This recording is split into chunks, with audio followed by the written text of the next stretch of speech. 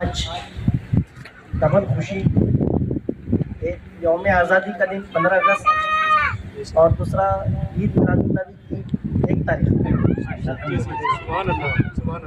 और इस मुबारक मौके पर इतने सारे जो झाड़ यहाँ पर लगाए गए हैं और हमारे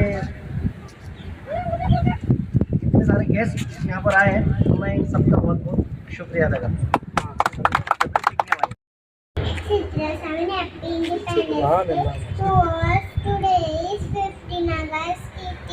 और independence day we got freedom 1947 many freedom fighters effort from we should respect our country, we should learn country. जय हिंद जय भारत। 15 अगस्त 2026 इंडिपेंडेंस डे यौम आज़ादी स्वतंत्र दिवस के मुबारक मौके पर पावन अवसर पर नागपुर से 40 किलोमीटर दूर उमरेड रोड उदासा में एक बेहतरीन कार्यक्रम का आयोजन किया गया। ये कार्यक्रम फैजान ताजुल औलिया ओल्ड एज होम के नेतृत्व में रखा गया। इस कार्यक्रम का उद्देश्य रहा जश्न आज़ादी। इस मौके पर कार्यक्रम की शुरुआत झंडा वंदन से हुई और उसके बाद में कई अतिथिगण, सम्मानजनक सोशल वर्कर और राजनेता और पत्रकार ने वहां पर फैजान ताजुल औलिया ओल्ड एज होम की हकीकत और उस पर गौरव फिक्र करी और फैजान ताजुल औलिया ओल्ड एज होम की मुख्य जानकारी पर रोशनी डाली। इतना ही नहीं बल्कि मुल्क की आज़ादी में हमारे पूर्वजों, अजदादों और बुजुर्गों की जो कुर्बानी है उसको भी याद किया गया। इस मौके पर उपस्थित रहे इरशाद जी मौलाना, जो कि फैजान ताजुल औलिया ओल्ड एज होम के जिम्मेदार है, और फार्मा डिपार्टमेंट, फॉरेस्ट डिपार्टमेंट, फौज के आला अधिकारी, पत्रकार, नेता, राजनेता, सोशल वर्कर व WCL डिपार्टमेंट के कई सम्मानजनक मंच लोग उपस्थित रहे।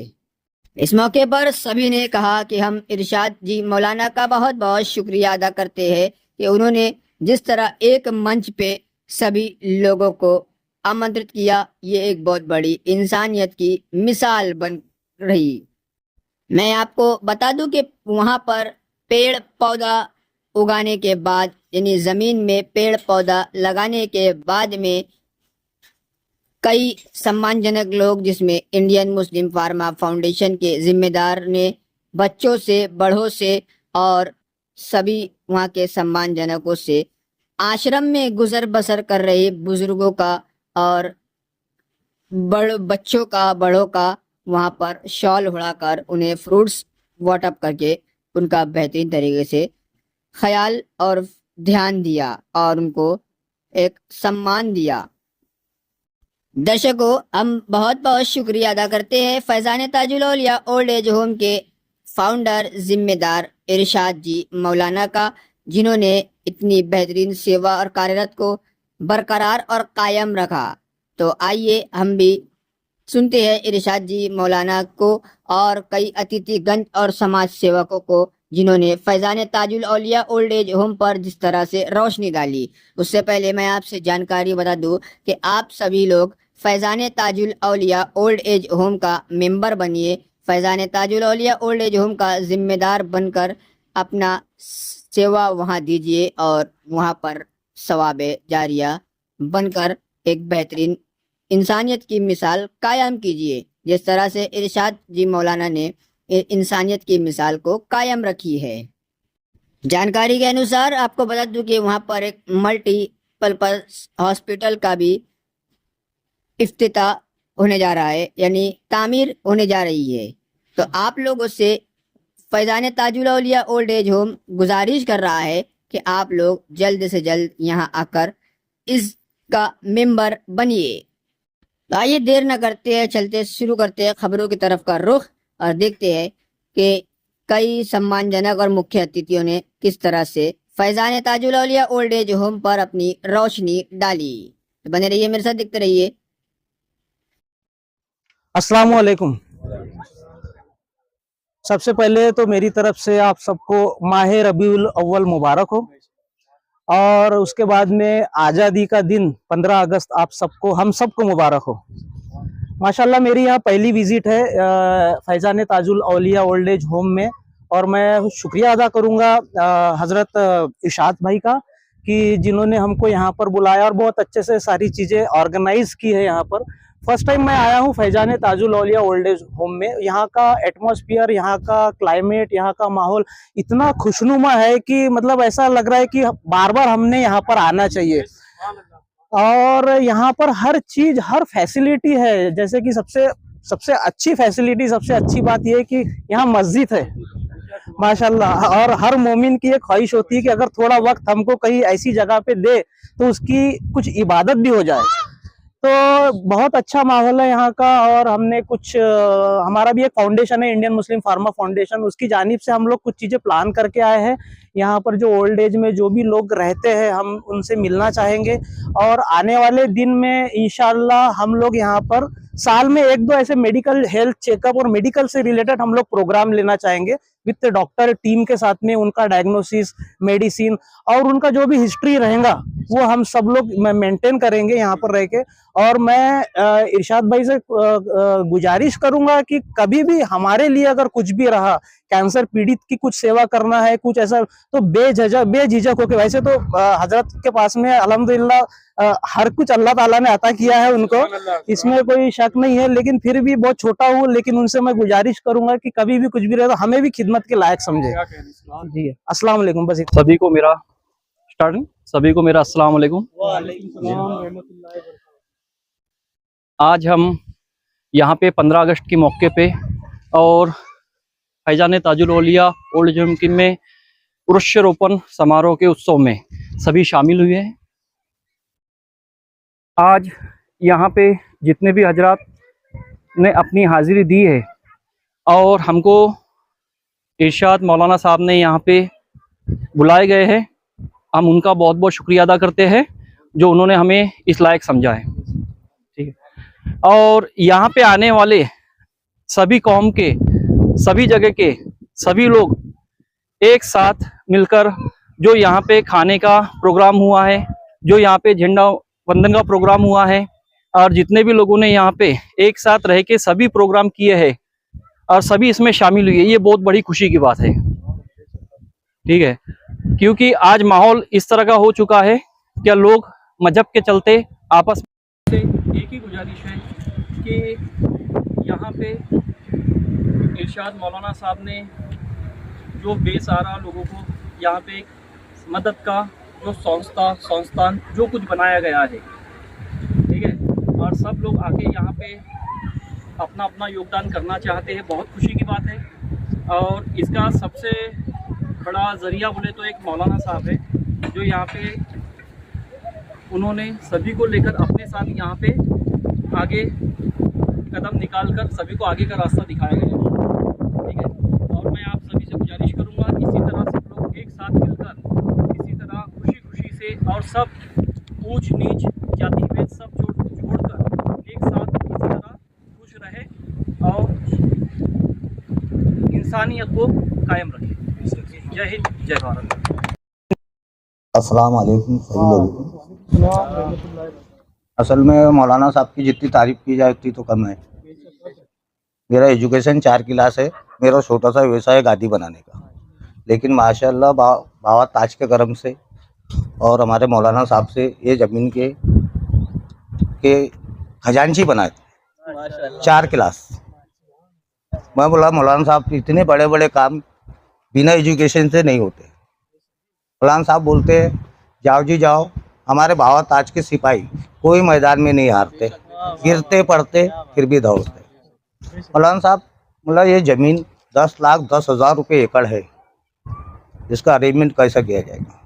फिर फरमाते हैं सरकार बाबा ताज के करम से उजड़ जाता है वो चमन जिसका कोई माली ना हो, उजड़ जाता है वो चमन जिसका कोई माली ना हो, ये ताज का खजाना है कभी खाली ना।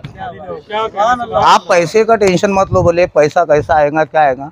42.5 लाख रुपए की जमीन थी, 4.25 एकड़ जमीन, जिसके लिए हम बहुत सोचते थे, बहुत विचार करते थे कितना पैसा कैसा कलेक्ट करेंगे। लेकिन सरकार का करम और बाबा जान की निस्बत अल्लाह ही जानता है क्या शफात दी इजाज़ साहब के हाथ में, मौलाना के हाथ में। और जैसे जैसे इन्होंने दौड़ा है आज ये जमीन अभी हमको खुद नहीं मालूम, खजांची बिल्कुल खुद नहीं मालूम कहाँ से खजाने में आज तक तो किसी को कुछ नहीं, और गायब से नहीं मालूम। सब आपके सामने है और आगे भी आप लोग भी दुआ कीजिए, इंशाल्लाह सभी काम में कामयाब हो। अभी हमारे कैंसर हॉस्पिटल का बहुत बड़ा प्रोग्राम चालू है, देने की वजह से थोड़ा बहुत काम होता है, देने के कोशिश में चालू है ताजुल औलिया मल्टी स्पेशलिटी हॉस्पिटल।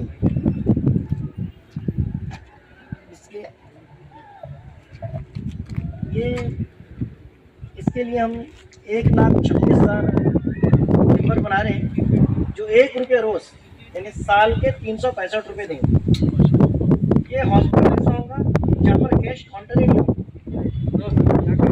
और इतनी बड़ी बीमारी है, एडवांस टेक्नोलॉजी की मशीनें और बड़ी बीमारी है, उनके ऑपरेशन और यानी बड़े पैमाने पर होगा। इसके लिए हमारी 1,26,000 मेंबर बना रहे हैं, जो 1 रुपया रोज़ यानी साल के 365 रुपये देंगे। माशाल्लाह हमारा 5 साल से काम शुरू है, अभी फाउंडेशन करीब काम हो चुका है, और हमारी एक कोशिश है कि इंशाल्लाह 26 महीने में ये हॉस्पिटल शुरू करेंगे। फैज़ान ताजुल औलिया मल्टी स्पेशलिटी हॉस्पिटल ये तमाम बेस असल में हो रहा है क्या है कि गरीब को कोई नहीं गरीब, बातें करना अलग है, काम करना अलग। बड़े बड़े डॉक्टर्स हैं, लेकिन वो सिर्फ उन लोगों के लिए जिनके पास पैसा है, गरीब कहाँ जाए।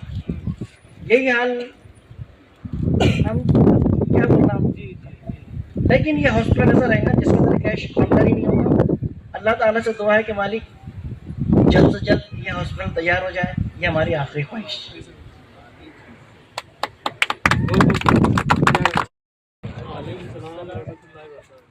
सबसे पहले मैं आज यहाँ पर नागपुर से उमरेड रोड 35 किलोमीटर उदासा में आया। मैं सबसे पहले हमारे के फैज़ान ताजुल औलिया ओल्ड एज होम के इरशाद जी मौलाना साहब को बहुत बहुत शुक्रिया अदा करता हूँ, जिन्होंने आज मुझ जैसे नाचिस को अपने इस तैयार पर बुलाया और अपना कुछ समझा।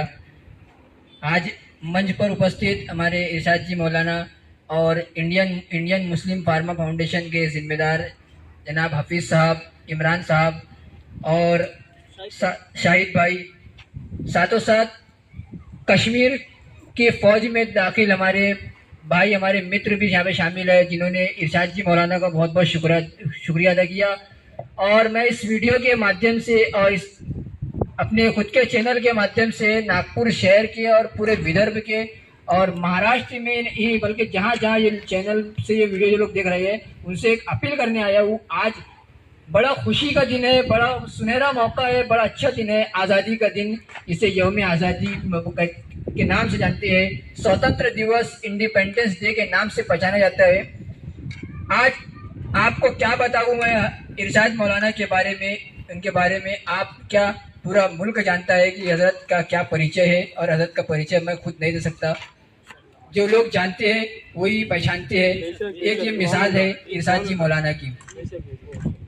आपने खुद हजरत यहाँ जो मंच पर बैठे इनसे इन्होंने खुद देखा होगा, हजरत बाबा ताजुद्दीन रहमतुल्लाह अलैह का जब उर्स आता है, मैं खुद इस चीज़ का चश्मदीद हूँ देखने वाला। हजरत कोई फोटो नहीं, कोई वीडियो नहीं, कोई शोबाजी नहीं, बल्कि सिर्फ एक मालिक और एक खालिक को राजी करने के लिए अपना निस्वार्थ सेवा अंजाम देते हैं। और जो चीज़ मैंने देखा है, हजरत के पीछे एक काफिला खड़ा रहता है। मैंने यहाँ तक कि जब मैंने ट्रस्ट में बैठा था, जनाब ताज अहमद राजा साहब का मैं इंटरव्यू जब कर रहा था, हजरत ताज अहमद राजा साहब से मैंने कहा कि इतनी बड़ी जिम्मेदारी संभालने के लिए आखिर जिम्मेदार कौन है, या कर्मचारी है, पुलिस विभाग है? नहीं, बोले इरशाद मौलाना की टीम है। बोले जब मैंने कहा कि इरशाद मौलाना है कौन, तो बोले मैं आपसे तो अल्लाह ने पता नहीं अल्लाह को कब कैसे मिला था, वहाँ सरकार ताजुल औलिया के आस्थाने पर इरशाद मौलाना मुझे वहीं मिल गए।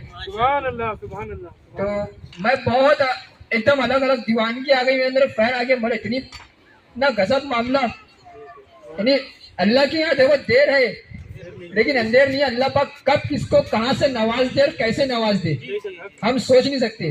तो मैं आज सबसे पहले इस वीडियो के माध्यम से यौम आज़ादी की तो मुबारकबाद भी देता हूँ, और आज माह रबीउल अव्वल की एक तारीख लग चुकी है, उसकी भी मैं सभी देशवासियों को मुबारकबाद देता हूँ। और आखिर में नागपुर शहर से सभी लोगों को, ये उदासा में खड़ा हूँ मैं आज ओल्ड एज होम में, यहाँ से मैं अपील करता हूँ कि आप तमाम लोग ओल्ड एज होम का मेंबर बनिए, यहाँ का जिम्मेदार बनिए। कतरे कतरे से दरिया बनता है इमरान भाई, कतरे कतरे से दरिया बनता है। आज वही दरिया देश का भविष्य बनता है। हो सकता है हमारे देश के वो युवा पीढ़ी जो यहाँ पर आके छात्र बनकर अपनी शिक्षा को हासिल करे और यहाँ दाखिल लोग अगर कुछ बन जाए तो वो हमारा की नहीं पूरे मुल्क का नाम रोशन करेंगे। अगर इस जमीन का पड़ा हुआ व्यक्ति कभी किसी दूसरे मुल्क में जाके वो जॉब करेगा तो हमारे भारत का नाम रोशन तो होगा ही होगा, लेकिन साथ में कहाँ से पढ़कर आया भाई? तो बोले फैजान ताजुल औलिया ओल्ड एज होम से पढ़कर आया हूँ। एक फख्र और एक गर्व की बात रहेगी। फिर हम इस तिरंगे को सर फख्र से सलाम करेंगे कि नहीं, हमारे मुल्क का नाम रोशन हो रहा है, हमारे मुल्क में कुछ बुनियाद बनी हुई है। तो मैं बहुत बहुत शुक्रिया अदा करता हूँ सभी लोगों का। आखिर में मैं इसी फैजान ताजुल औलिया ओल्ड एज होम से शेर से पर दो बात खत्म करता हूँ। लहू वतन के वास्ते शहीदों का रंग ले आया हूँ, लहू वतन के वास्ते शहीदों का रंग ले आया हूँ। उछल रहा है जमाना, मैं इस ओल्ड एज होम से नामे आज़ादी ले आया हूँ।